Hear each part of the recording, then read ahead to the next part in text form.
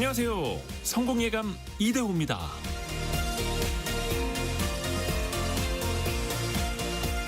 무언가를 아주 좋아하거나 열정 넘치는 사람들을 우리는 마니아라고 부릅니다. 마니아라는 단어는 고대 그리스어에서 유래됐는데요. 원래는 광기, 조증, 정신착란을 뜻한다고 합니다. 즉, 이성이라는 울타리를 넘어선 상태라는 거죠. 하지만 지금 시대의 이 단어는 전혀 다른 의미를 갖죠.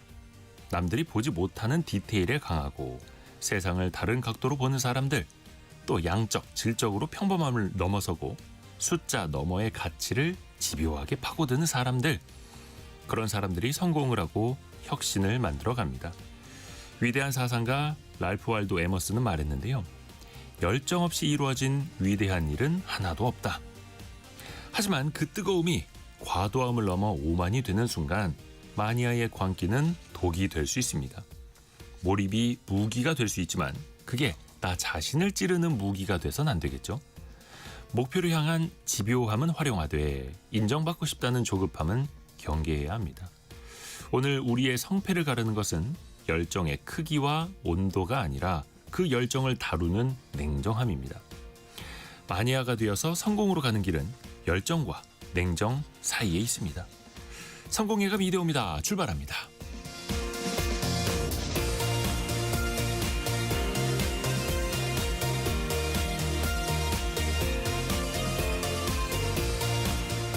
안녕하세요. 이대호입니다. 12월 22일 월요일 아침 오늘도 함께 해주셔서 감사합니다. 김선호님, 1913님 등등 벌써 출석해서도 반갑다고 인사를 해주셔서 감사하고요. 김영진님이 어제가 성공예감 이대호입니다. 방송하신 지 1000일 되는 날이었다고. 와, 저도 몰랐는데 어저께 저희 아내가 얘기해줘서 알았습니다. 저도 몰랐습니다. 그래도 이거 챙겨줘서 감사합니다. 벌써 1000일. 시간 빠릅니다. 자, 오늘 경제상식 퀴즈도 어떤 날을 맞춰주시면 되는데요. 전통 농경사회에서 한 해 농사가 사실상 마무리되고 내년을 준비하는 중요한 시기. 조선시대 관상감이라는 기구에서는요, 이 절기를 전후해서 농사의 적기를 알려주는 책력을 만들어서 전국에 배포하기도 했습니다. 또 오늘날에는 그 팥죽을 쑤어서 먹기도 하죠. 오래된 전통이고 팥 수요도 많이 또 늘어나는 날이기도 합니다. 팥죽 먹어야죠. 그 농산물 유통정보 시스템을 보면요, 국산 붉은 팥 500g의 소매 가격이 12,000원 정도 한답니다. 이게 최근 5년 평균보다는 45% 오른 건데요. 그래도 지난해보다는 가격이 좀 떨어진 거라고 하네요. 작황이 좋아서 출하량이 늘었다고 하고요. 자, 오늘은 절기상 어떤 날일까요? 1년 중에 밤이 가장 길고 낮이 가장 짧은 날을 맞춰주시면 됩니다. 짧은 문자 50원, 긴 문자 100원이 드는 샵 9730이나 KBS 콩이 열려 있고요. 추첨을 통해서도 선물을 보내드립니다. KBS 콩과 유튜브는 언제든지 여러분을 또 기다리고 있습니다. 성공예감 이대호입니다. 자주 검색하시면 성공이 가까워집니다.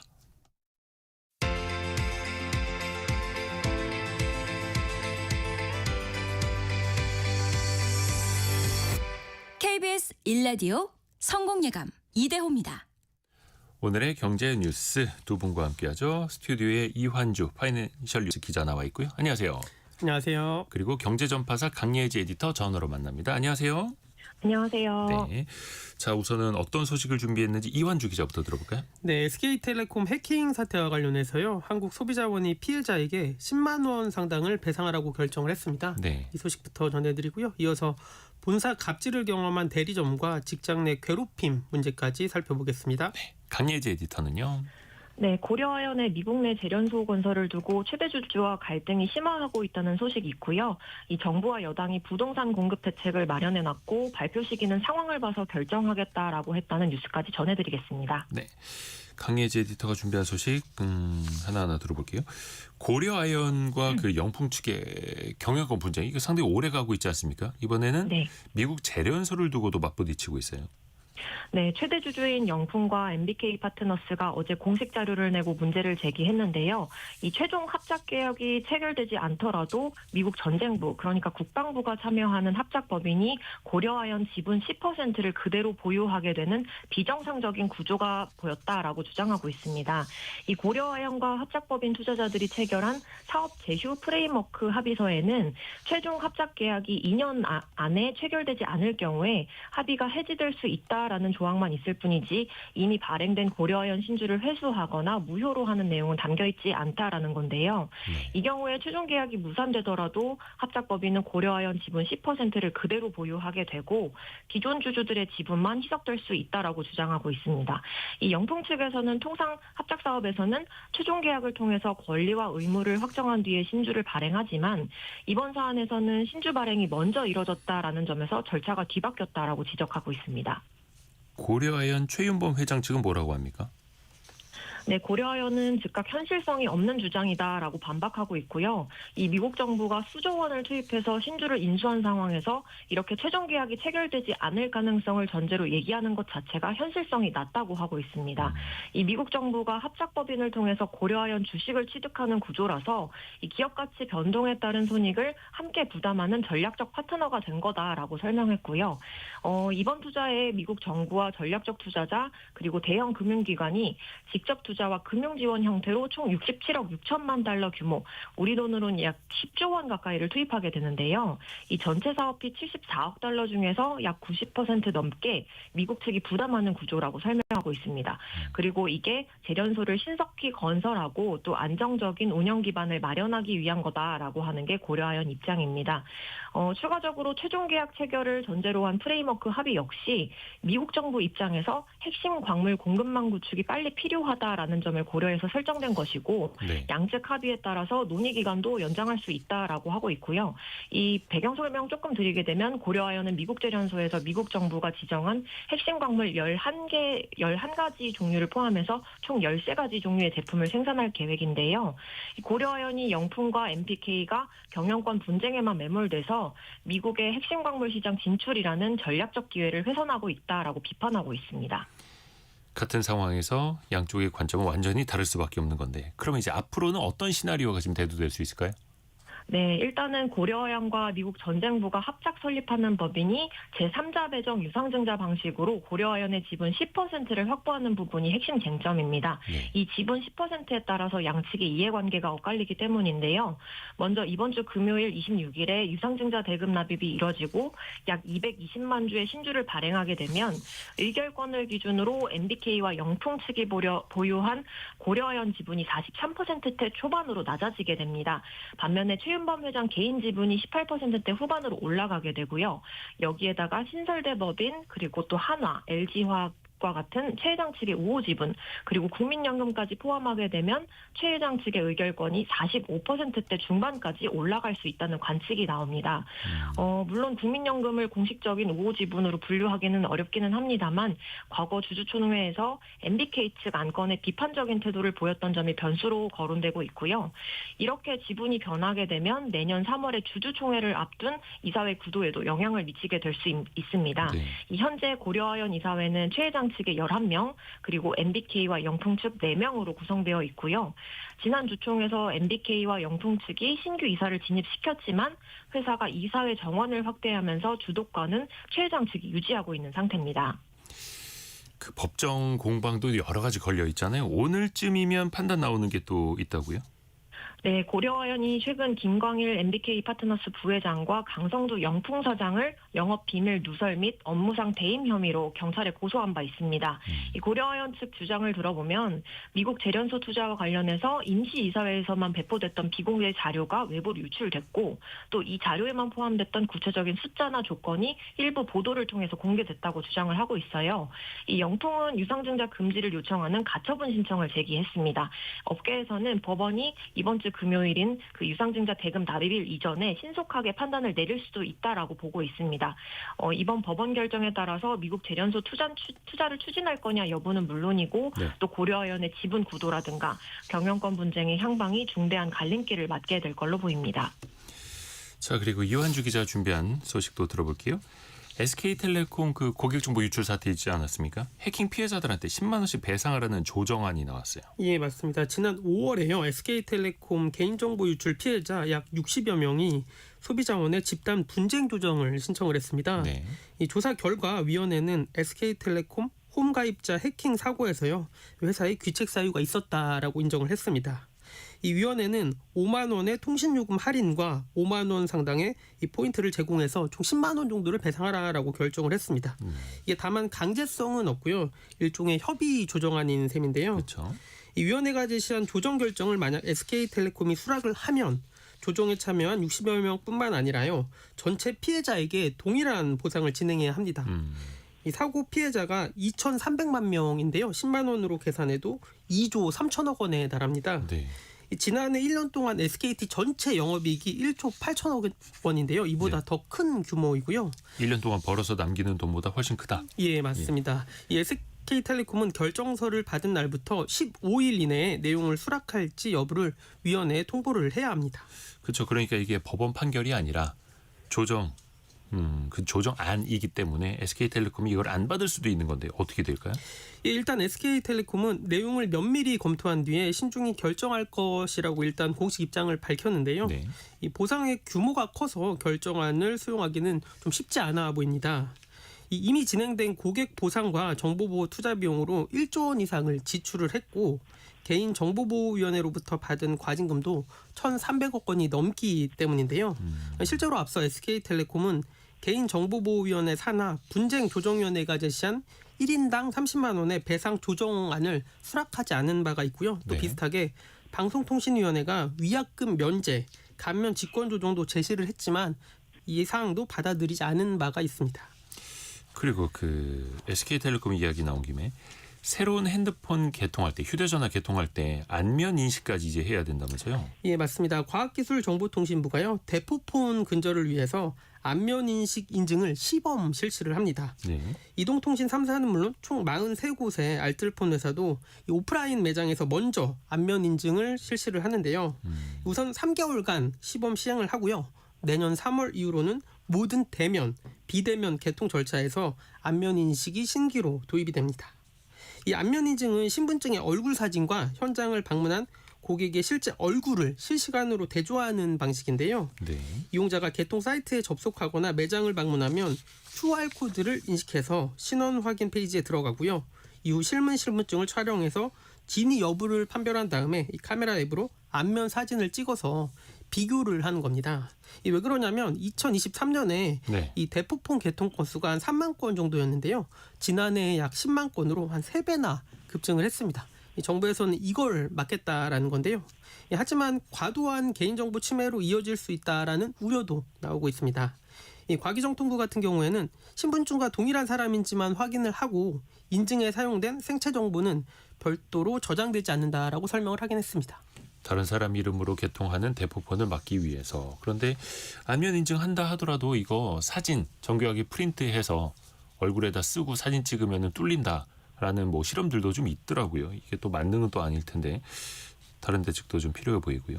자, 강예지 에디터가 준비한 소식 또 하나 들어볼게요. 지금 11호 규제 대책 이후에 공급 대책이 나와야 하는데 좀 늦어지는 감이 있습니다. 당정이 좀 준비는 하고 있다고요. 네, 박수현 민주당 수석 대변인이 어제 국회에서 열린 기자간담회에서 당과 정부가 면밀하게 그리고 예정한 대로 추가 공급 대책을 마련해 놓고 있다라고 했고요. 다만 그 발표 시점은 여러 가지 상황을 종합적으로 고려해서 결정하게 될 거다라고 말했습니다. 이 부동산 대책은 시장 상황에 많은 영향을 미칠 수 있는 민감한 사안이다라고 하면서 네. 31일을 기준으로 그 안에 발표한다는 의미보다는 상황을 종합적으로 고려해서 그 전후로 발표할 준비는 돼 있다라고 덧붙였어요. 이는 정부의 부동산 공급 계획 발표 시점이 연초로 다소 조정될 수도 있다라는 어떤 가능성을 시사한 걸로 풀이가 되고요. 김윤덕 국토교통부 장관도 지난주 국회 국토교통위원회에 출석해서 이 대책 발표를 좀 늦출 수도 있다라고 생각도 있다라고 밝힌 바 있습니다. 정리하자면 공급 대책이 당초 원래는 연내 발표될 걸로 전망이 됐는데 좀 미뤄질 수도 있을 걸로 보입니다. 그 사이에 집값은 뭐 거래가 지금 이제 굳었으니까 모르겠습니다만 월세 상승률은 최고 수준이라면서요. 서울 지역.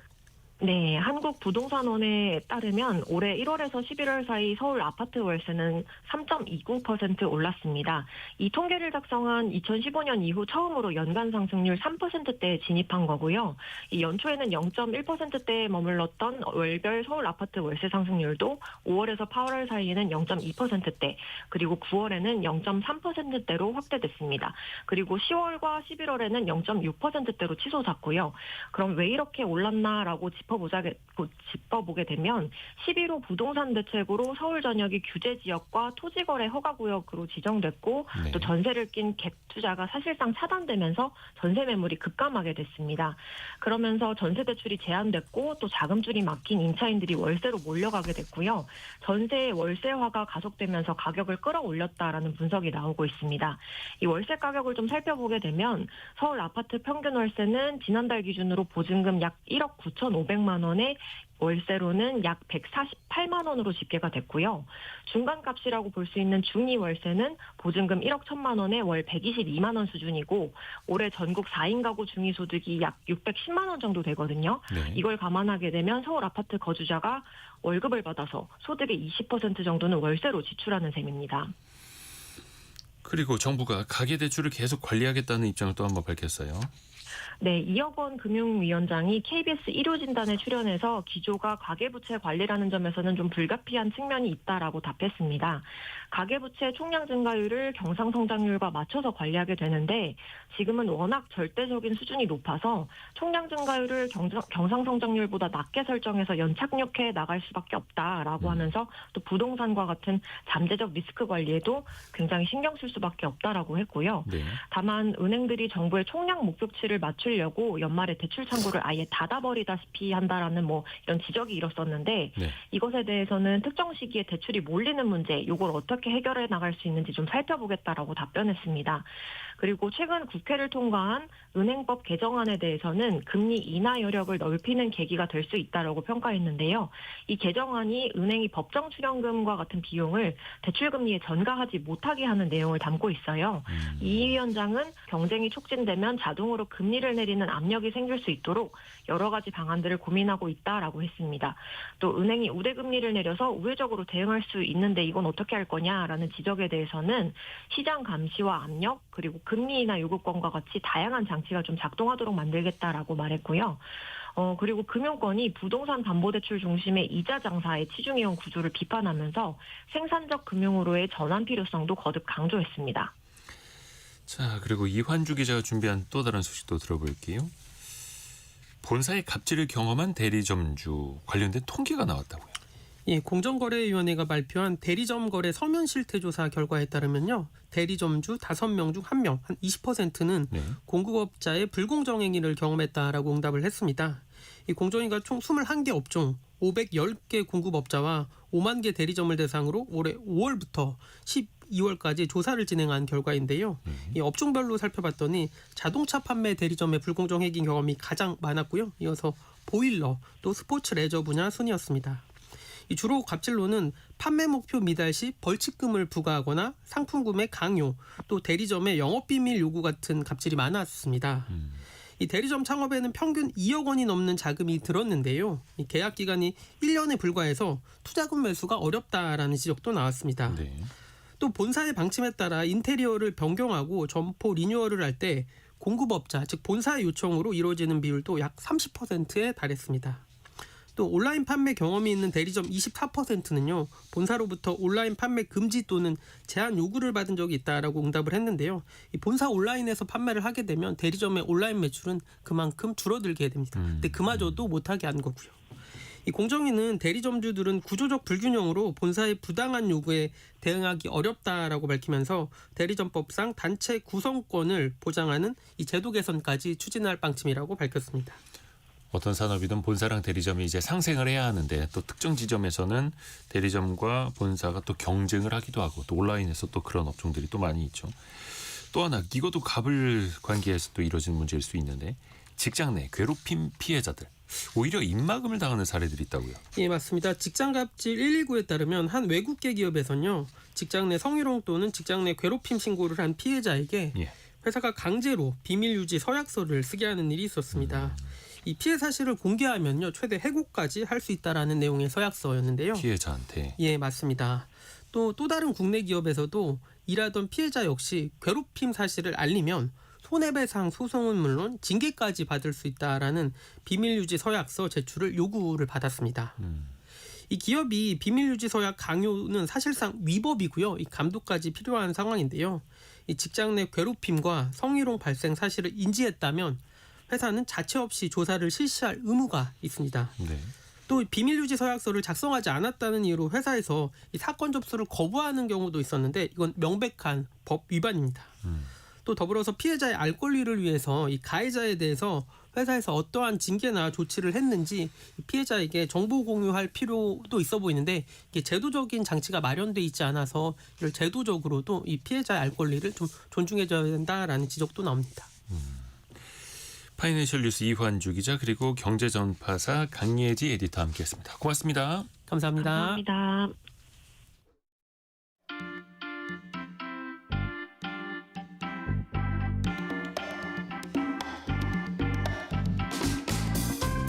지금 여러분께서는 KBS 1라디오 성공예감 2대호입니다를 듣고 계십니다. 프로그램에 참여하신 청취자 여러분께는 추첨을 통해 아름다운 식탁 창조 주비푸드에서 뿌리 담은 리얼 생와사비를, 쉽고 빠른 판촉물 제작 시너지 기프트에서 고속 충전 마우스패드를, 그리고 성공예감에서 준비한 커피 쿠폰을 보내드립니다. 당첨자는 성공예감 2대호입니다 홈페이지에서 확인하세요.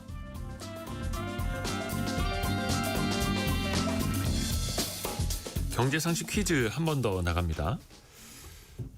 강병석 님이 24절기 중 22번째 절기조라고 힌트도 주시면서 정답을 맞춰주셨는데요. 1년 중에 밤이 가장 긴 날 바로 오늘입니다. 절기상 뭐라고 할까요? 그 두 글자 절기 맞춰주시면 되는데요. 애군을 맞고 복을 부른다라는 전통으로 이날 팥죽을 쏘아 먹죠. 팥이 들어간 요즘에 붕어빵, 국화빵으로 대신한다고도 하는데요. 근데 저희 청취자분들이 많이들 알려주고 계십니다. 1253님, 이것이라고 하네요. 팥죽이 아니라 팥떡을 먹는 날이래요. 이대호님도 많이 드시고 건강하세요라고 보내주셔서 감사합니다. 그리고 여기서 저희가 찾아보니까 애동지가 음력으로 11월 초 이걸 걸렸을 때 표현하는 말이라고 하고요. 중순으로 가면은 이것, 하순에 들면은 이것이라고 합니다. 좀 정답이 좀 흘러나갔나요? 모른 척 해주세요. 네. 그리고 아까 6918님이 시어머니께서 팥죽했다고 가져가래요. 저는 복받은 며느리입니다라고 보내주셨고요. 타지에 있는 아이들은 붕어빵 먹으라고 해야겠어요. 보내주셨고요. 그리고 7133님 팥죽 먹고 건강히 살고요. KBS 1라디오 듣고 일합니다. 큰 공부도 됩니다. 라고 보내주셨습니다. 함께해 주셔서 감사합니다. 1973님은 어제 칼국수집에서 팥 옹심이를 사서 도시락 싸가는 중에 미리 사셨구나. 아까 그 표현을 정인철님이 어릴 때 이날 때면 온 가족이 둘러앉아서 새알을 비비던 게 생각나네요. 그 시절이 그리워요. 라고 보내주셨어요. 우리가 새알이라고 하죠. 팥죽 안에 넣는 그 동그란 떡. 그래서 저도 어릴 적에 새알이라고 했고 그거를 이제 그 팥죽하고 같이 떠서 먹으면 진짜 맛있죠. 오늘이 그날입니다. 무슨 날이라고 할까요? 정답 두 글자를 보내주시면 되고요. 짧은 문자 50원, 긴 문자 100원이 드는 샵 9730 그리고 KBS 콩이 열려 있습니다.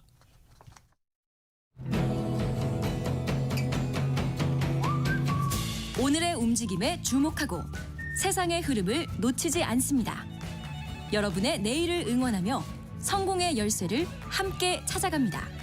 성공예감 이대호입니다. 연말정산 잘 해야 13월에 월급이 나올 수 있다고 하죠. 오늘은요. 기부금을 꼼꼼하게 챙기는 방법에 대해서 설명을 또 해드릴게요. 슬기로운 세무생활 시간 누리세무그룹 김철훈 세무사와 함께합니다. 안녕하세요. 안녕하세요. 김철훈 세무사입니다. 우선은 기부금이라고 해서 이게 다 연말정산에 이제 포함이 되는 소득공제 받는 게 아니라면서요. 네, 기부금도 종류가 많은데요. 예. 이제 연말정산에서 공제받을 수 있는 기부금은 이제 여러 가지 종류가 있습니다. 법정 기부금이다, 뭐 특례 기부금이다, 지정 기부금이다 이렇게 이름은 좀 복잡하긴 예. 한데요. 이름이 중요한 게 아니라 이제 쉽게 이해하시게끔 설명을 드리면 먼저 정치 기부금이라는 게 있어요. 내가 응원을 하는 정치인이나 아니면 정당에 기부를 한 돈인데 이 기부금의 특징은 이제 10만 원까지는 내가 낸 돈 전액을 다 돌려받을 수가 있고요. 10만 원이 넘어가면 15%, 3천만 원이 넘어가면 25%를 세액공제를 받을 수가 있습니다. 그리고 두 번째는 이제 국가기부금, 나라나 이제 국방비 같이 나라가 해야 할 일에 기부하는 건데요. 내 연봉, 정확하게는 이제 소득 금액인데 여기에 100%까지 인정이 됩니다. 꽤 많이 인정이 되는 거고요. 네. 그리고 이제 우리사주조합 기부금이라는 게 있습니다.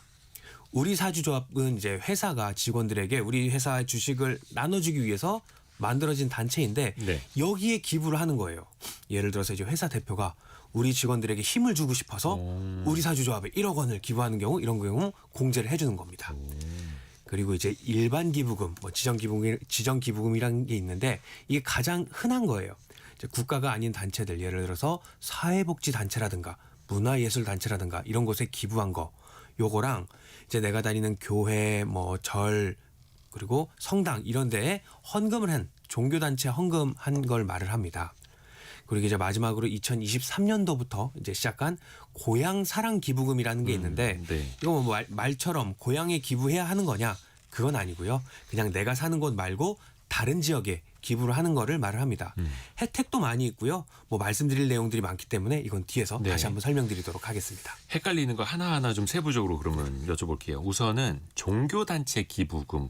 요게 또 헷갈립니다. 그냥 교회나 절에 기부를 하면 다 공제를 받을 수 있는 건지 이게 얼마까지 어떻게 되는 거예요? 네, 이제 교회나 성당에 헌금을 한다거나 네. 아니면 절에 시주를 하는 경우 이것도 기부금으로 인정을 받을 수가 있어요.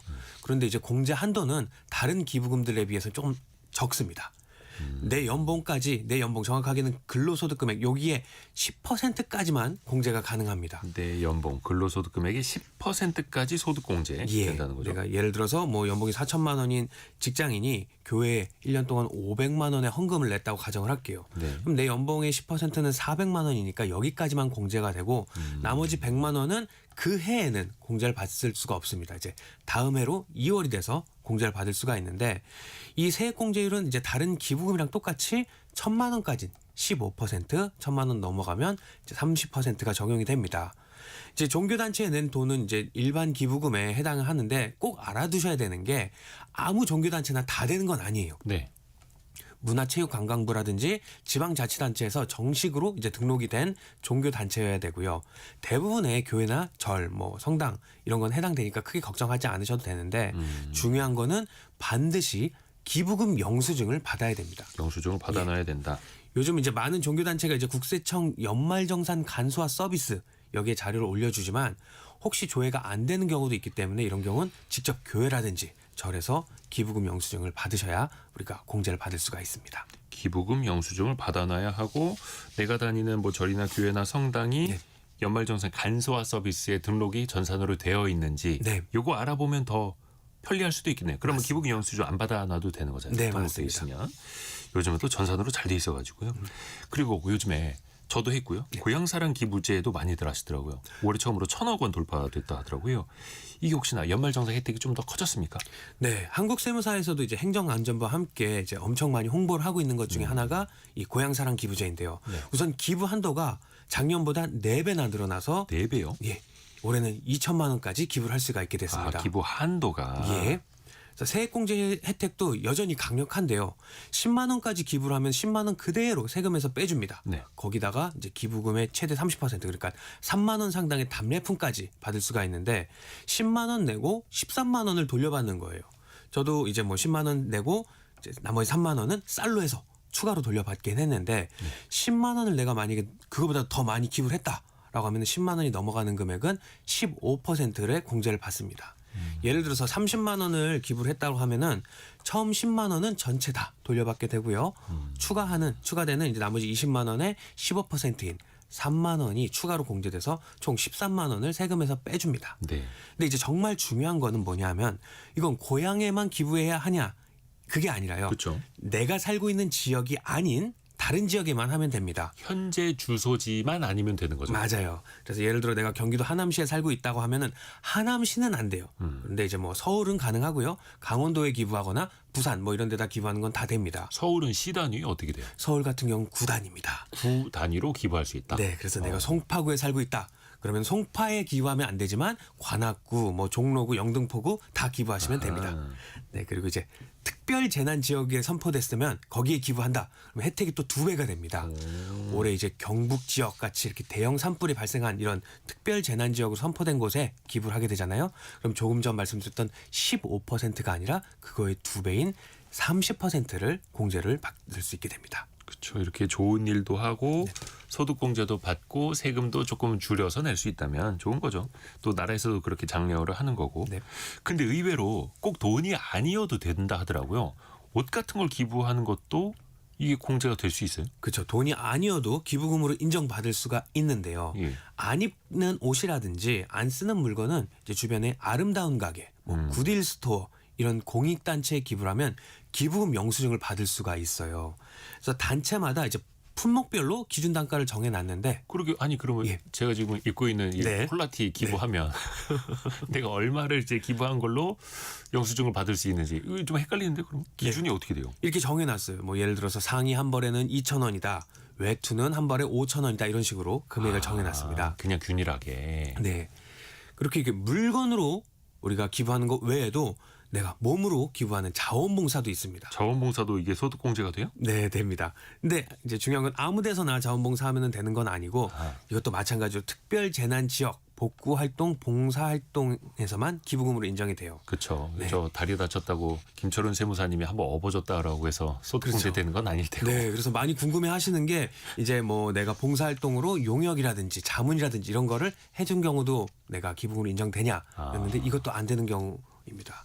그래서 올해 뭐 경북 산불 피해처럼 대통령이 여기는 특별 재난 지역입니다 이런 선포한 곳에 가서 이제 봉사를 해야 그러니까 기부금으로 인정되고요. 얼마씩이요? 금액 계산은 의외로 간단해요. 8시간마다 이렇게 끊어서 하루로 계산을 하게 됩니다. 그리고 일당은 8만 원으로 올해 올라갔어요. 작년까지는 5만 원이었는데 일당 8만 원으로 올라갔습니다. 그래서 예를 들어서 내가 24시간 봉사활동을 했다라고 하면은 24시간 나누기 8 하면 3일로 계산이 돼서요. 총 24만 원이 기부금이 됩니다. 여기에 추가로 이제 봉사하면서 내가 갈 때 들어간 뭐 기름값이라든지 재료비 이런 것들 들어가면은 이것도 다 인정을 받을 수가 있어요. 다만 이제 지자체장이라든지 자원봉사센터장한테 기부금 확인서를 꼭 이것도 발급을 받아야 연말정산 때 공제를 받을 수가 있으니 이거 꼭 챙기시는 게 중요합니다. 8시간 하루 봉사활동하면 이제 8시간을 하루로 계산하고 하루당 8만 원으로 인정이 된다라는 맞습니다. 거. 8시간마다 끊어서 계산을 해서 예를 들어 9시간 했다. 그럼 이틀 봉사한 걸로 처리가 돼서 그래요? 네. 8시간마다 끊어서 계산을 하게 됩니다. 네. 그리고 또 하나 기부금이라고 생각을 했는데 기부금으로 인정이 안 되는 것도 있습니까? 많이들 실수하는 게 어떤 게 있을까요? 네, 이런 것들 많이 있어요. 예를 들어서 뭐 정부 인허가가 없는 곳에 장학금을 준다는 경우도 있는데 장학금 주는 거는 이런 건 좋은 일인데 기획재정부 장관의 지정을 받지 않은 곳에 장학금을 냈다면 이건 기부금으로 인정받을 수가 없고요. 또 회사에 있는 노사협의회에 내는 회비를 기부금으로 생각하시는 분들도 계시는데 이건 기부금 공제 대상이 아닙니다. 마찬가지로 이제 노동조합비도 조합원 자격이 있는 근로자가 낸 것만 인정이 되고 조합원이 아니다. 그럼 공제 대상이 또 아닙니다. 또 뭐 궁금해하는 게 해외에 있는 종교단체에 기부금 냈을 땐 이거 되느냐? 해외 선교사님께 뭐 직접 보낸다거나 외국에 있는 교회에 낸 헌금은요. 원칙적으로는 공제 대상이 아니에요. 다만 이제 국내에 등록된 종교단체의 해외 단체라고 한다면은 이 소속 증명서를 받아서 공제를 받을 수는 있지만 원칙적으로는 아니다. 그리고 이제 그 외에도 이제 될 것 같은데 안 되는 기부금들이 이제 임의로 내가 조직한 모임 회비, 예를 들어서 동창 회비에 내가 냈다든지 이런 거는 기부금으로 인정 안 되니까는 이것도 잘 알아두시는 게 좋습니다. 종교단체도 국내는 되지만 네. 해외에 있는 선교사님 뭐 도와드리려고 하는 거는 이거는 기부금 공제가 안 된다라는 네. 거. 국제기구는 어때요? 왜 예를 들어서 유엔 난민기구나 이런 데 기부하시는 분들도 많잖아요. 네, 국제기구는 조건이 좀 있어요. 기획재정부 장관이 이제 고시한 국제기구여야 되는데 그리고 거기에 우리나라가 회원국으로 가입이 되어 있어야 돼요. 이제 대표적인 거는요. 유엔 난민기구, 세계 식량계획, 그리고 국제 이주기구 이런 곳이 있습니다.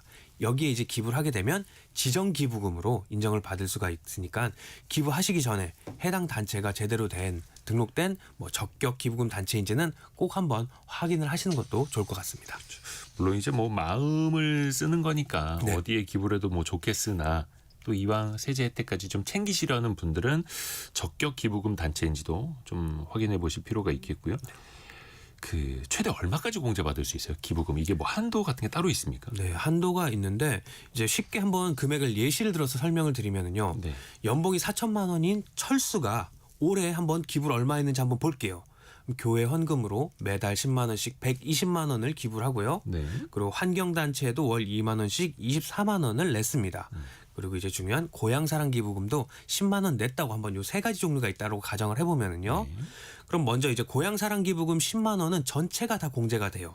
그래서 그 10만 원 그대로 세금에서 다 빼주고요. 추가로 답례품 3만 원까지 받아서 사실상 13만 원의 혜택을 받게 됩니다. 네. 그리고 이제 월 2만 원씩 냈던 환경단체 기부금 24만 원은요. 이건 아까 설명했던 일반 기부금에 해당이 돼서 15% 적용을 받습니다. 그래서 24만 원 냈으니까 15% 하면 3만 6천 원을 세금으로 또 돌려받게 됩니다. 마지막으로 이제 교회 현금 120만 원은요. 종교단체 기부금은 연봉, 그러니까 정확하게 소득금액의 10%까지 가능합니다. 네. 조금 전 말씀드렸던 철수의 연봉이 4천만 원이라고 하니까 한도는 400만 원입니다. 예. 그래서 120만 원은 전액 다 공제가 가능해서 15% 공제율을 곱하면 18만 원을 돌려받게 돼서 정리를 하면은요. 철수는 총 154만 원 기부를 했는데 돌려받는 거는 약 한 31만 6천 원을 세금을 통해서 돌려받게 되었습니다. 그래서 좋은 일을 하면서 세금까지도 아낄 수가 있습니다. 이게 공제율 한도가 조금씩 차이가 있어 좀 헷갈리기는 하네요. 네. 근데 15%가 소득에서 공제되는 것, 또 예. 거기에다가 세액 공제율을 곱해야 되는 거잖아요. 맞습니다. 그게 15%가 대부분인데 뭐 헌금 같은 것도 네. 그렇고 거기 또 지방세도 그러면은 포함을 해야 돼요. 네, 지방세까지도 내가 돌려받게 되면은 지방세도 돌려받는다고 보시면 돼요. 그러면 그게 사실상 16.5% 이렇게 되는 맞습니다. 거예요. 세액의 소득세액의 10%는 지방세로 해서 처리가 되니까. 그리고 아까 정영애님이랑 7303 쓰시는 분이 이런 질문 많이 합니다. 왜 우리 부모님이 가족 잘 되라고 자녀 이름이라든지 부모님 이름이라든지 가족 이름으로 기부를 또 해주기도 하잖아요. 네. 이것도 그러면 내가 연말정산 소득공제 받을 수 있는가 이것도 많이들 여쭤보시네요. 네, 맞아요. 많이 들어오는 질문인데요. 이것도 가능합니다. 이제 다만 이제 기부금 종류에 따라서 다르기 때문에 이건 좀 구분을 해야 되는데요. 먼저 이제 국가 기부금, 법정 기부금이나 일반 기부금 이런 거는 본인이 한 것뿐만이 아니라 기본 공제 대상자인 가족의 기부금까지도 합산해서 공제를 받을 수가 있어요. 오, 중요한 거는요. 이제 기본 공제 대상자여야 되는데 기본 공제 대상자요. 네.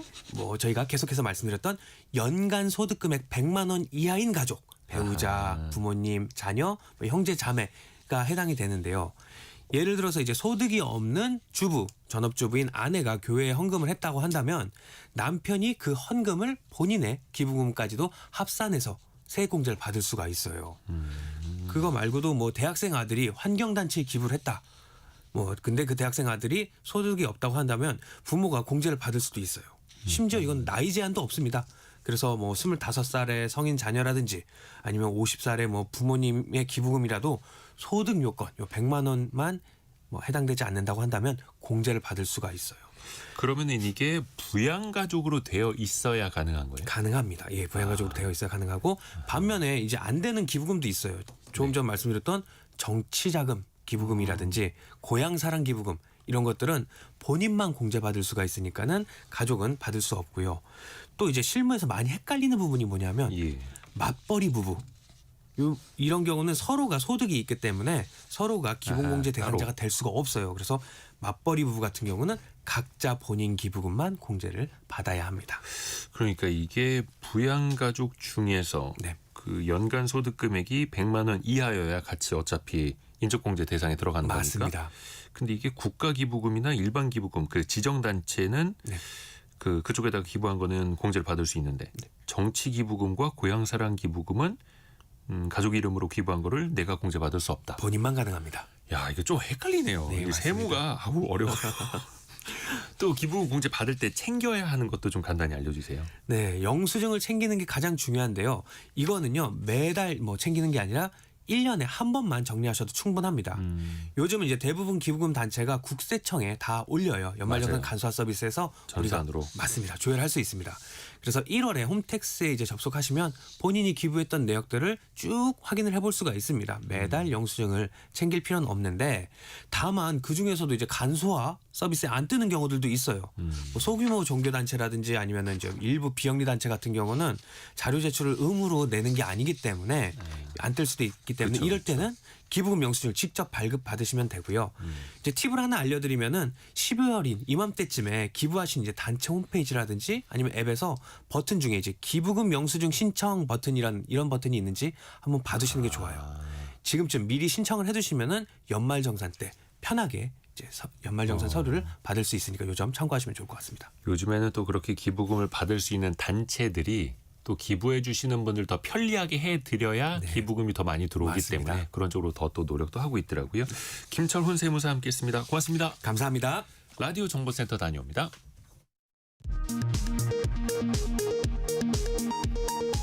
국민의힘과 개혁신당이 이르면 오늘 이른바 통일교 게이트 특검법을 공동 발의합니다. 더불어민주당은 야권의 특검 제안에 대해 여야 정치인 모두 포함해서 특검하자고 역제안했습니다. 더불어민주당이 오늘부터 24일까지 12월 임시국회 본회의를 열고 내란전담 재판부 설치법과 허위조작 근절법으로 불리는 정보통신망법 개정안을 차례로 처리할 계획입니다. 국민의힘은 필리버스터로 대응하겠다고 맞서고 있습니다. 지난 4월 발생한 SK텔레콤 해킹 사태와 관련해 소비자 분쟁 조정위원회가 통신요금 할인과 포인트 등으로 1인당 10만 원 정도를 지급하라는 결정을 내렸습니다. SK텔레콤 측은 조정안 수용 여부에 대해 신중하게 결정하겠다는 입장입니다. 미국에서도 쿠팡을 상대로 주주 집단 소송이 제기됐습니다. 3천만 건이 넘는 개인정보 유출 사고가 발생했음에도 관련 공시를 제때 하지 않아 투자자들이 피해를 봤다는 이유 때문입니다. 지금까지 라디오 정보센터 뉴스 정원다였습니다.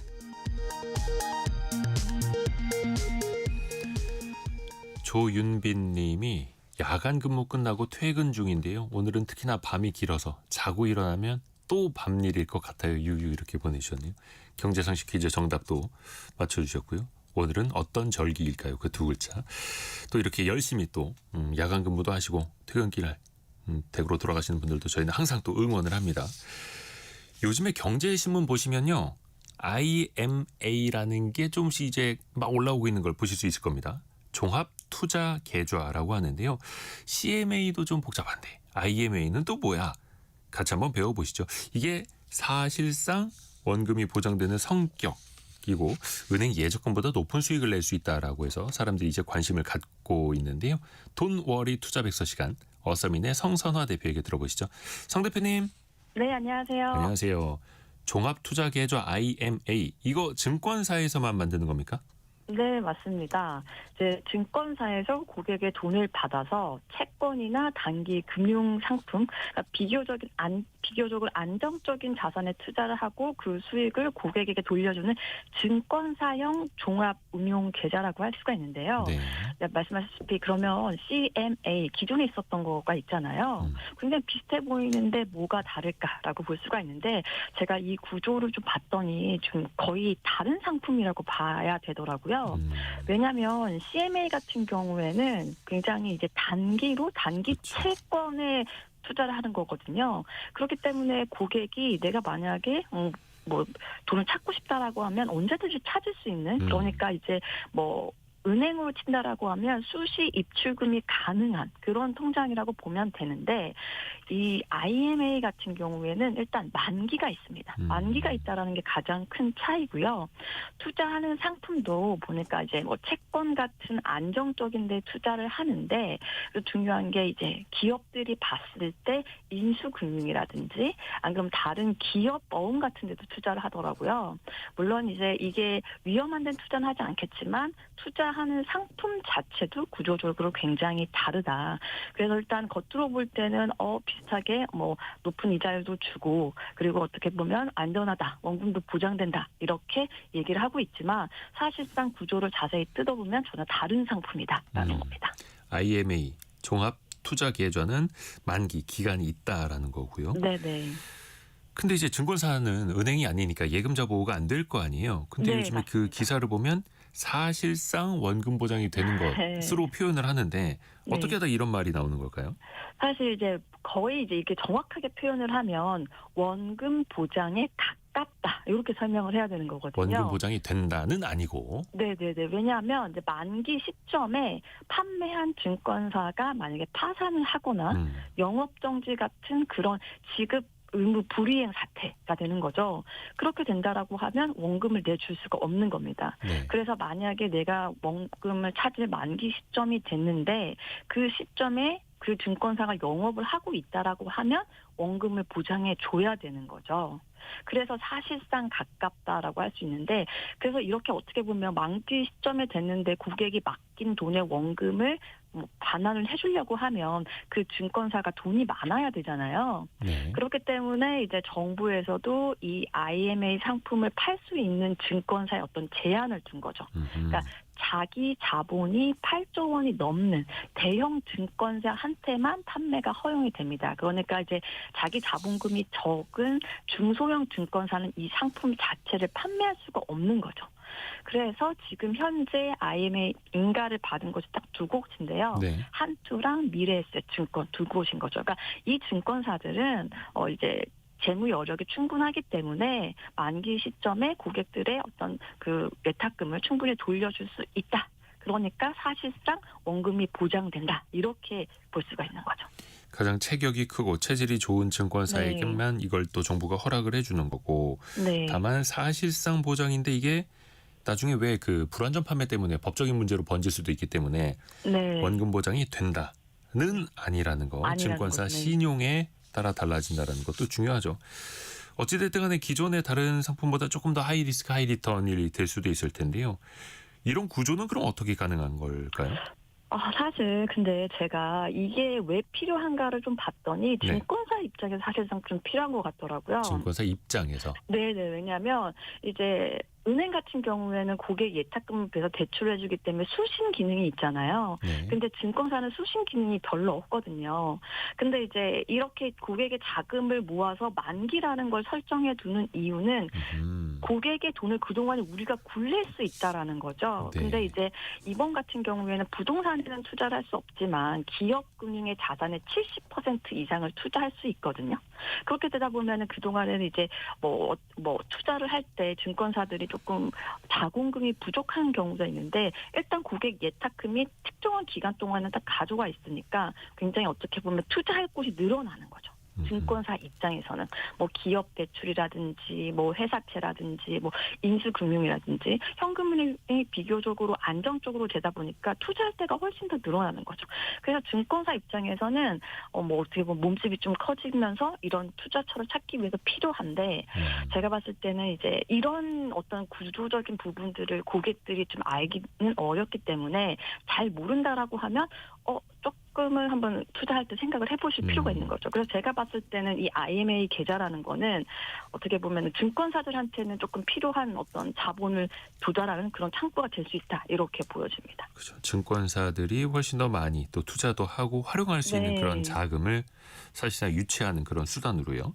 네. 그러면 그 가입자, 투자자 입장에서 보면 또 수익률을 또 안 볼 수가 없잖아요. 근데 네. 이게 출시가 된 게 얼마 안 됐고 확정형으로 뭘 주는 것도 아니다 보니까 네. 이거 어떻게 좀 예상을 해봐야 됩니까? 일단 수익률을 좀 보니까 이게 실적 배당형 상품이거든요. 그래서 이제 원칙적으로는 은행 예금처럼 확정 수익률을 제시를 할 수가 없습니다. 우리 은행에 가면 만기가 3%, 네. 4% 이렇게 제시가 돼 있잖아요. 근데 여기서 증권사들이 말하는 이 수익률이라는 거는 이제 확정 금리가 아니라 목표 수익률이라고 할 수 있는 거죠. 그 말 그대로 우리가 이 정도 수익을 주도록 노력할게요. 이렇게 얘기하는 거죠. 그래서 지금 1호 상품을 보니까 기준 수익률이 연 4% 수준으로 제시가 되어 있더라고요. 그래서 이제 2년 만기고 폐쇄형 구조이고 중도 해지가 불가능한 거죠. 그러니까 이 얘기는 뭐냐면 이 상품에 2년 동안 투자를 하면 우리가 최소한 연 2% 정도, 4% 정도는 줄 수 있도록 노력하겠습니다. 이런 뜻입니다.